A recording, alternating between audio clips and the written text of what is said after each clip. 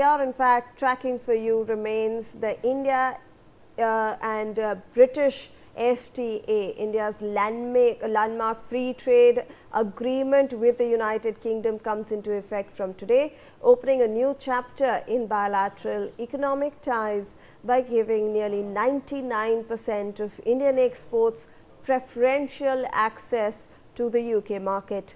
Now, the Comprehensive Economic and Trade Agreement or CETA between India and the UK, along with the Double Contribution Convention or DCC on Social Security, became operational from July 15th.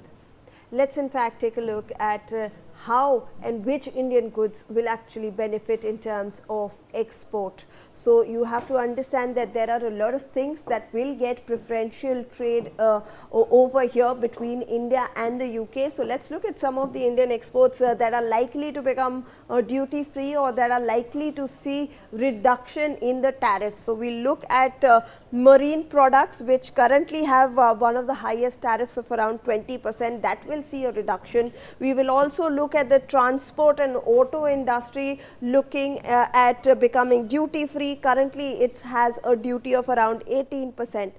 Let's look at the leather and footwear industry, textiles also, which will be important for India.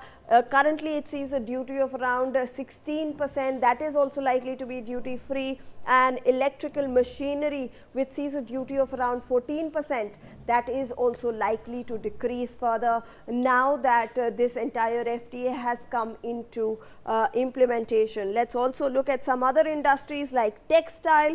The Indian textile industry will see a good reach and access in the British market. It currently sees a duty of 12%. However, they are likely to see a reduction in the duty. Let's also look at glass and ceramic industry, which is currently seeing a duty of around 12%. That will also likely to be duty free. Wood and paper industry also from India, these exports will see becoming less to becoming duty free, and will see it currently sees around 10% duty. We are also looking at base metals, which see 10% duty right now, seeing a reduction further.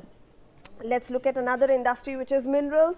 So India will see the mineral industry also exporting a lot. Currently it stands at 8% duty. This is also likely to reduce further. Chemicals as well, currently at 8% duty, will likely to be decreased further. Mechanical engineering, it sees in fact 8% duty right now, that will see a reduction, and plastic or rubber will also see 6% duty to duty free. So these all industries will see a reduction in the duty tariffs that are in place. These are Indian exports.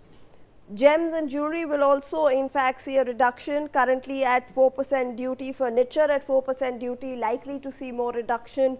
Arms and ammunition as well, currently seeing a 2% duty, but they will see a reduction. Dairy products, apple and edible oil. Now remember that these are sectors that India will most likely protect, so there will be no tariff concession over here. So these markets have been preserved. Let's also look at what UK or British products will actually make their way to the Indian markets and how their tariffs will in fact reduce. Let's look at chocolate. Chocolate will currently sees a 30% duty from British made chocolates. That will see a reduction in the duties. Soft drinks or non-alcoholic beverages currently see a 30% duty, that will see a reduction. Gingerbread as well from the UK currently see a 30% duty, they will see a reduction. And auto parts from the UK, we have big companies from the UK actually also make their way into the Indian markets. Currently they see a duty of around 15%. So now those automobiles will also become cheaper for us. So clearly all these products and all these industries are seeing a reduction in the duty rates, and hence we will see a lot of cheaper products coming into both the markets, be it the UK or be it the Indian market. Let's discuss this further with Dr. Sharath Kohli, who is an economist, and he is joining us on this broadcast for more. Thank you so much, Dr. Kohli, for taking out your time and for speaking to NewsX. We appreciate it. A very good morning to you, sir. So we are obviously looking at these products and these industries and these sectors that will likely see a reduction in the duty, or will also see reduced tariffs and duty fees. All right, I believe we've lost the connection over there with Dr. Kohli. Do we have Dr. Kohli? I'm there. All right. Good morning, sir. Good morning. Yes, Dr. indeed. Kohli, we were just talking about how various sectors will see a reduction in their duty fees. We are also looking at how the Indian market will benefit with cheaper products, and also the British market as well. Good morning, Shivani, to you and the viewers. Indeed, this is going to be landmark as far as the India-UK trade is concerned, bilateral trade. It currently stands at about a little less than 50 billion pounds. If we convert it to dollars, it's about 63 to 65 billion dollars, depending on the exchange rate fluctuations. I think this is going to open a huge market for Indian exporters, because Indian goods in the UK were competing with the Chinese goods. And there was a whole flood of Chinese goods which were in the United Kingdom, and Indian goods were not able to compete, a lot of them, because of the price difference. Now with the duty structure being rationalized on more than about 98, 99% of Indian items landing there as duty free, I think we can look at a very competitive pricing. The Indian exporters will now have to ensure that their quality is up to the mark, because UK does follow certain quality standards. There are some compliance like hydrocarbons and so and so. So we'll have to take care of that. Yes, you're right. Leather, footwear, textiles, gems and jewelry, pharmaceutical, electronics. There's a lot which India can export there. And I'm sure after this FTA becomes effective today, we are going to see a surge in the bilateral trade between the two countries. And, this is not just benefiting India, it benefits the UK as well. As you rightly said, there are cosmetics, there's Scotch and whiskey, there are automobiles, which are coming in from the UK.